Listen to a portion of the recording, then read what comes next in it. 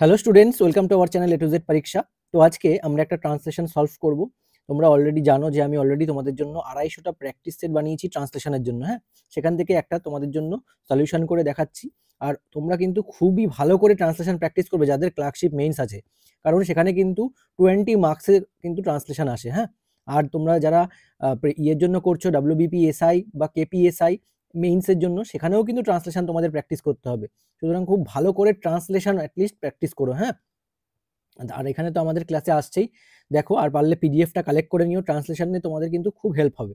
এখানে 250টা ট্রান্সলেশন, এরকম কোনো প্র্যাকটিস সেট তৈরি হয়নি যেখানে এতগুলো তোমাদের প্র্যাকটিস করানোর জন্য ট্রান্সলেশন তোমরা পাবে। ঠিক আছে, তো যত বেশি প্র্যাকটিস করবে তত বেশি কিন্তু নিজেকে এগিয়ে নিতে পারবে। আর তোমরা যারা নতুন প্রথমবারের জন্য দেখছো তারা কিন্তু অবশ্যই চ্যানেলটাকে সাবস্ক্রাইব করে নিও এবং ভিডিওটা ভালো লাগলে লাইক করে দিও এবং একটা কমেন্ট করে দিও কেমন লাগলো। ঠিক আছে, আর তোমাদের যদি তোমরা কেউ আলাদাভাবেও করতে পারো ট্রান্সলেশনটা। তোমাদের যদি মনে হয় যে না তোমাদের মতো করে ওয়ার্ড ইউজ করে করবে, সেরকমভাবে লিখে কমেন্টে জানাতে পারো। ঠিক আছে, দেখো এখানে যে প্যাসেজটা দিয়েছে, এখানে কি বলা হয়েছে, ভারতে যোগ একটি প্রাচীন অনুশীলন যা শারীরিক এবং মানসিক স্বাস্থ্যের জন্য গুরুত্বপূর্ণ।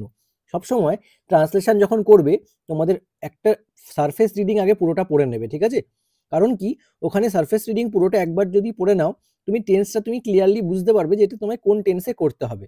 তারপরে তুমি সেখানে তোমার মানে যে টেন্সে ওখানে গিভেন থাকবে প্যাসেজ, সেই টেন্সে কিন্তু তোমরা ওটা করবে। হুম, তো দেখো খুব ভালো করে কিন্তু আগে প্রথমবার পড়বে, 2-3 বার পড়বে, তারপরে কিন্তু এটা করার চেষ্টা করবে। হ্যাঁ, দেখো, ভারতে যোগ একটি প্রাচীন অনুশীলন যা শারীরিক এবং মানসিক স্বাস্থ্যের জন্য গুরুত্বপূর্ণ। তাহলে কি লিখবো এটা, যোগা ইন ইন্ডিয়া। ঠিক আছে, মানে ভারতে যোগ, তাই তো, yoga in India is an ancient, ancient মানে কি, প্রাচীন। ঠিক আছে, প্র্যাকটিস, বোঝা গেছে, এসেনশিয়াল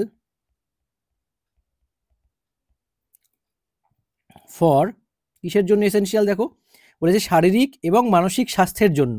তাহলে এসেনশিয়াল ফর কি হবে, ফিজিক্যাল অ্যান্ড মেন্টাল ওয়েলবিং, তাই না, physical and mental wellbeing.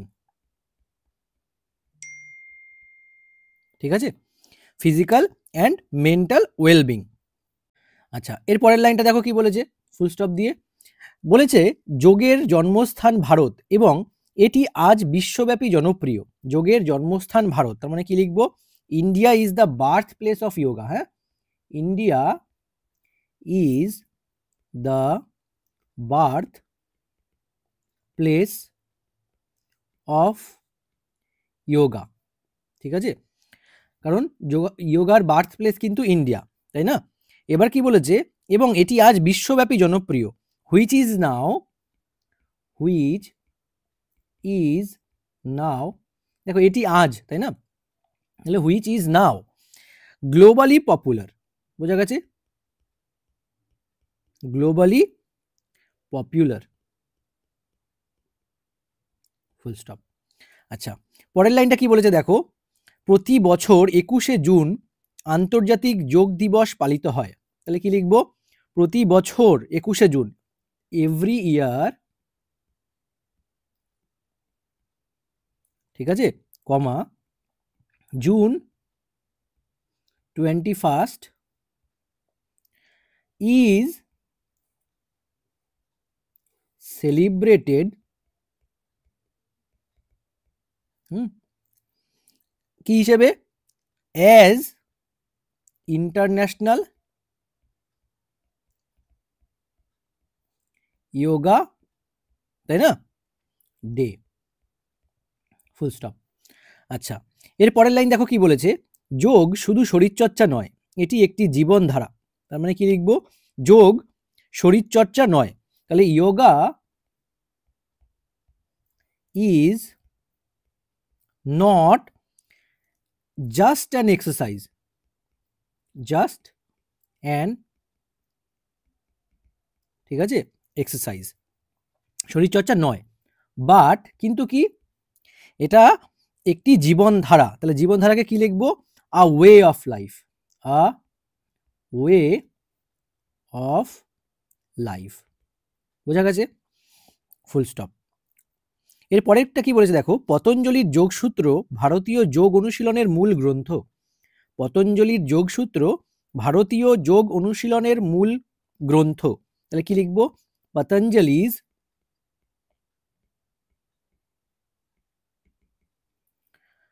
Yoga सूत्रज।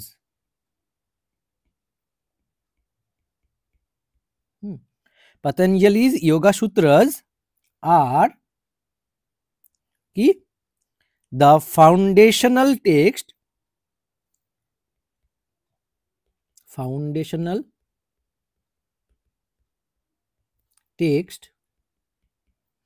of Indian yoga practice, তাই না? yoga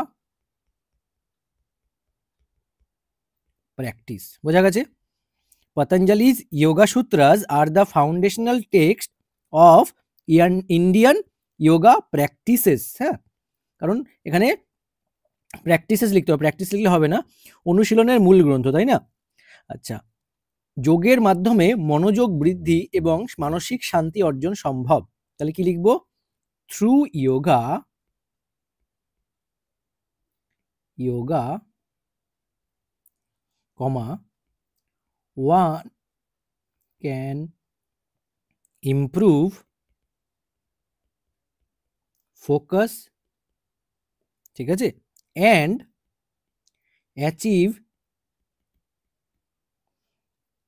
mental peace, full stop. বোঝা গেছে কি করলাম? এটুকু কিন্তু আমাদের সলিউশন কমপ্লিট। হ্যাঁ, তাহলে এইভাবে কিন্তু তোমাদের কি করতে হবে, সলিউশনটা কমপ্লিট করতে হবে একটা সঠিক ওয়ের মধ্যে দিয়ে, ঠিক আছে, যেন কোনো রকম মিস্টেক না হয় ওখানে।